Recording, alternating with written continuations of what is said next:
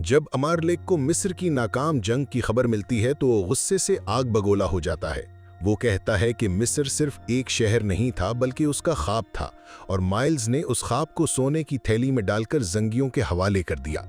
अमारलिक फिर भी माइल्स के जनाजे में शरीक होना चाहता है लेकिन विलियम उसे रोक देता है। वो कहता है कि अगर वो जाएंगे तो ये मानने के बराबर होगी कि काहिरा में माइल्स की मुदाखलत दुरुस्त थी और उससे सुल्तान नूरुद्दीन को इनके खिलाफ जंग छेड़ने का एक और बहाना मिल जाएगा। यहाँ माइल्स अपनी जान से हाथ धो बैठता है और विलियम बादशाह की तरफ से सिर्फ एक ताज़ियती खत उसकी बेवा को भेजता है। माइला फौरन समझ जाती है कि इस खत के जरिए अमारलिक ने माइल्स से लाताल्लुकी इख्तियार कर ली है ताकि अपनी साख बचा सके। इधर सलाहुद्दीन शाम जाने की ख्वाहिश जाहिर करते हैं लेकिन शेरखू उन्हें समझाते हैं कि फिलहाल मिस्र में उनकी ज़्यादा ज़रूरत है क्योंकि दरगाम के आदमी अभी भी महल और शहर में मौजूद हैं। सलाहुद्दीन शेरखू की बात मान लेते हैं और यारूकी के पास जाते हैं जो शहर की तरफ रवाना हो रहा होता है। वो उसे 2 खत देते हैं, एक सुल्तान के लिए और दूसरा अपनी वालिदा के लिए। यारूकी खत लेकर शाम रवाना हो जाता है।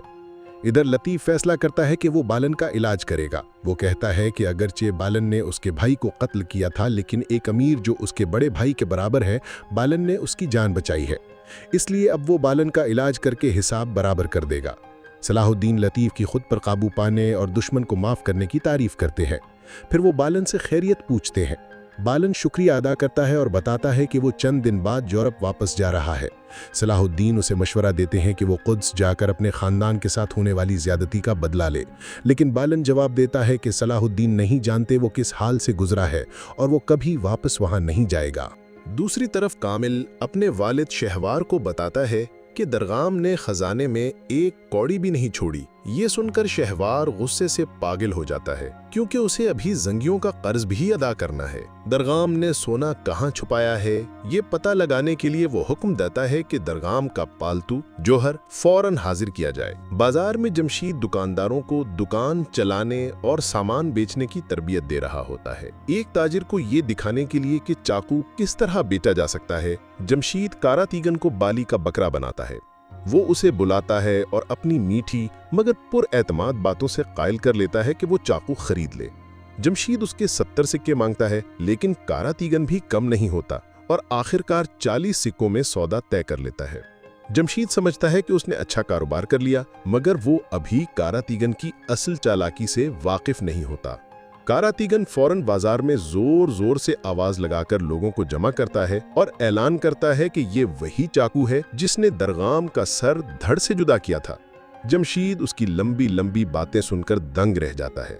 एक शख्स 70 सिक्कों की बोली लगाता है मगर कारातीगन अपनी जबरदस्त बातों से बोली चढ़ाता है और आखिरकार 150 सिक्कों में चाकू बेच देता है। जमशीद हैरान तो होता है मगर कारातीगन को दाद देता है और काहिरा में खुशामदीद कहता है। काहिरा की गलियों में गश्त के दौरान सलाहुद्दीन वहां से गुजर रहे होते हैं। कारातीगन फौरन सफाई पेश करता है कि वो कोई माले गनीमत नहीं इकट्ठी कर रहा बल्कि सिर्फ तिजारत कर रहा है। सलाहुद्दीन कहते हैं कि वो खुद भी उससे तफ्तीश करेंगे और आगे बढ़ जाते हैं।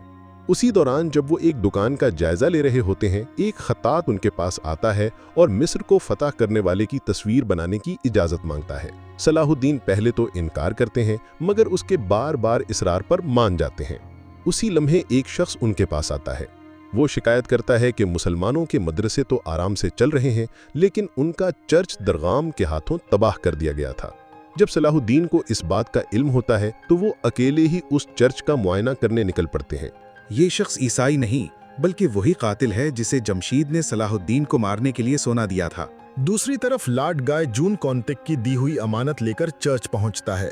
वहां उसका सामना शमसा से होता है जो उसे बताती है कि पादरी अरूनो का इंतकाल हो चुका है। वो जून को नया पादरी समझते हुए उससे दरख्वास्त करती है कि वो अपने दिल का बोझ हल्का करने के लिए एक कन्फेशन करना चाहती है। जून इत्मीनान से उसकी बात सुनने लगता है। शमसा बताती है कि वो ना चाहते हुए अपने ही मजहब के लोगों की मौत का सबब बनी और ये बात उसे अंदर से खाए जा रही है। फिर वो अपना एक ख्वाब बयान करने लगती है। इसी वक्त सलाहुद्दीन चर्च पहुंचते हैं और उसे बात करता देख दीवार के पीछे छुप जाते हैं। शमसा कहती है कि वो ख्वाब में एक छोटी सी लड़की है जिसे सीने में मुसलसल दर्द रहता है। इसी दौरान वो एक घुड़सवार को पहाड़ की तरफ आता देखती है। देखते ही देखते वो बड़ी हो जाती है और इस घुड़सवार को देखकर इसकी दर्द खत्म हो जाती है और इसके दिल को करार आ जाता है। लेकिन परेशानी की बात यह है कि वो शख्स इस्लाम का झंडा थामे कुद्स की तरफ बढ़ रहा है। वो लॉर्ड जून को बताती है कि उसने अपने ख्वाब में आने वाले शख्स को ना सिर्फ देखा है बल्कि उसकी जान भी बचाई है। शम्सा मजीद एतराफ़ करती है कि वो उस शख्स से मोहब्बत करने लगी है, लेकिन साथ ही वो उलझन में है कि वो कैसे किसी ऐसे इंसान को दिल दे बैठी है जो उसके मजहब के खिलाफ खड़ा है। सलाहुद्दीन सब कुछ सुन लेते हैं और एक सोच में पड़ जाते हैं, क्योंकि उन्होंने खुद भी ऐसा ही एक ख्वाब देखा था। शम्सा के जाने के बाद सलाहुद्दीन चर्च का जायजा ले रहे होते हैं कि अचानक एक शख्स पीछे से आकर रस्सी से उनका गला दबाने लगता है। क्या वो अपने मकसद में कामयाब हो पाएगा? सलाहुद्दीन अय्यूबी सीजन 2 के सारे एपिसोड्स देखने के लिए लाइक और सब्सक्राइब करें।